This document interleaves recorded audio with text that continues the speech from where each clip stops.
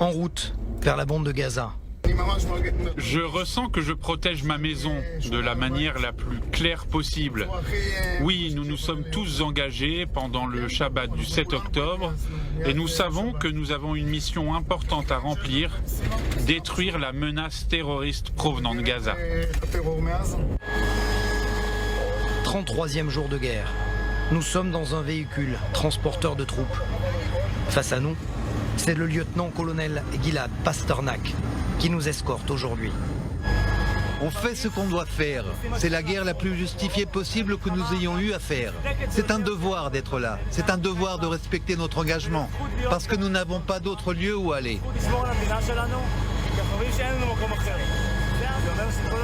Tous les soldats, tous les officiers comprennent qu'on nous fait confiance et combattent avec détermination, bravoure et rapidité pour respecter les objectifs fixés par nos dirigeants.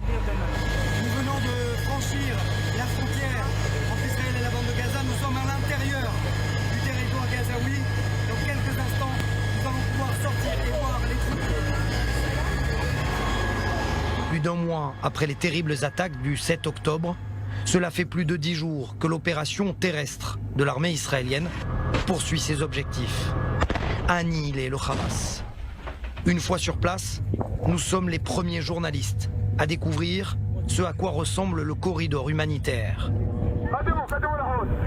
Dans cette zone de guerre, au centre de Gaza, sur l'artère principale Salah ad-Din, ces civils de Gaza fuient les combats. C'est assez impressionnant. Derrière nous, c'est le corridor humanitaire. Les Gazaouis qui passent. Et ces soldats que vous voyez juste derrière nous, eh bien, protègent tout simplement non seulement le corridor, mais se protègent eux-mêmes pour éviter d'être pris pour cible. On voit des Palestiniens qui ont les mains en l'air, le drapeau blanc. Nous sommes dans une zone de guerre, au centre de la bande de Gaza. Aujourd'hui, le corridor a été ouvert à 9h du matin jusqu'à 2h de l'après-midi. On peut entendre des heurts d'armes entre les terroristes du Hamas et les soldats israéliens, y compris à l'ouest de Salah ad-Din. Le Hamas n'aime pas du tout que ces boucliers humains quittent le nord vers le sud. C'est ce que Tsahal fait. Séparer les civils des terroristes dans ces zones de combat. Et parmi eux, peut-être des otages israéliens et étrangers.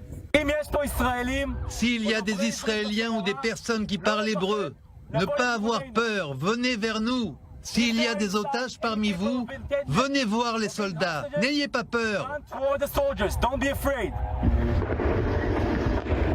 Tant pour les officiers que ces soldats, l'objectif ici reste le même. L'un des premiers objectifs, c'est de combattre les tunnels.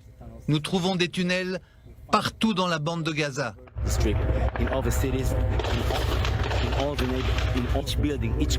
Dans tous les quartiers, chaque bâtiment, chaque résidence a son propre tunnel pour saboter le travail des soldats. Deuxièmement, nous avons la menace des drones chargés d'explosifs et des mortiers. Les roquettes, bien sûr, tirées sur nos positions et sur les villes d'Israël. Le Hamas tire profit, bien évidemment, des rues étroites et des casbahs de Gaza pour nous surprendre avec des embuscades. Je peux confirmer ce que le porte-parole de l'armée a dit. Il y a aujourd'hui 2 Gaza, une au nord et une au sud. Le nord est contrôlé par l'armée israélienne. C'est justement de ces engins dont on parle depuis plusieurs semaines, l'ingénierie militaire, ce qui protège les soldats et détectent les tunnels terroristes. Ça, c'est impressionnant de les voir à l'intérieur de la bande de Gaza opérer. Ce n'est pas une question de vengeance, mais nous devons défendre notre État, notre maison. Ils nous ont attaqués. C'est à notre tour de défendre nos civils. Un soldat ému veut nous parler. Tout ce que nous aurions dû faire bien avant, nous le faisons aujourd'hui. Tout ce que nous faisons aujourd'hui, c'est pour que l'histoire ne se répète pas. Finalement, ce que mes grands-parents ont vécu pendant la Seconde Guerre mondiale, cela s'est passé en raison de la haine des Juifs. Le 7 octobre, ces assassinats, ces civils tués, violés, souillés, brûlés, sont le résultat de cette même haine. Exactement ce que les nazis nous ont fait. Il y a ici des positions de tireurs d'élite qui scrutent les moindres faits et gestes à l'intérieur de la bande de Gaza. Vous les voyez particulièrement bien. Ici, regardez ce qu'ils voient. On nous demande de partir tout simplement parce que là, actuellement, il y a des tirs de snipers dans la région. Il faut faire extrêmement attention parce que ça peut tirer de tous les côtés. Ce qui est impressionnant, c'est de voir que quasiment l'intégralité des bâtiments sont des positions potentielles pour des snipers, des tirs de snipers. Regardez, juste derrière moi, il y a les engins de l'ingénierie militaire. Et ici, le danger peut arriver à n'importe quel moment. De nouveau embarqués, nous roulons vers l'est, dans l'un des quartiers de Shajaya. Un blindé vient de tirer. Nous sommes au cœur d'une opération complexe de plusieurs bataillons contre des positions du Hamas. Devant la densité des tirs, on nous demande très vite de quitter la zone. Ce qui est impressionnant ici, c'est que il y a des explosions de blindés, il y a des tirs. Ça peut venir à n'importe où, de n'importe où. Nous sommes dans une zone de guerre. Là, très clairement, on vient d'entendre un tir de blindé avec des tirs de snipers de l'autre côté, les terroristes du Hamas.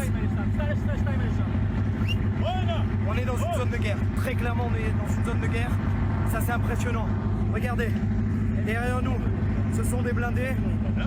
Et là, véritablement, on nous demande de sortir, de partir. Parce que, tout simplement, nous sommes dans une zone active de combat dans la partie nord, centre de la bande de Gaza, là où il y a Shajaya notamment, un petit peu plus au nord de Balia. Il y a des affrontements au moment où on se parle entre l'infanterie, les blindés et les terroristes du Hamas. De retour en Israël, le lieutenant-colonel Gilad tient à nous résumer ce nouveau jour de guerre. Ce n'est pas un secret si je vous dis que de nombreux Israéliens sont retenus en otage dans Gaza. L'un des objectifs de notre guerre, c'est de les ramener à la maison. Quand nous voyons quelque chose qui peut les ramener, nous donner des détails sur leur sort, nous le faisons. Et je n'irai pas plus loin. Nous quittons ce lieu de rassemblement à la frontière avec Gaza. Ces soldats, eux, sont déterminés à combattre le temps qu'il faudra, et quel qu'en soit le prix.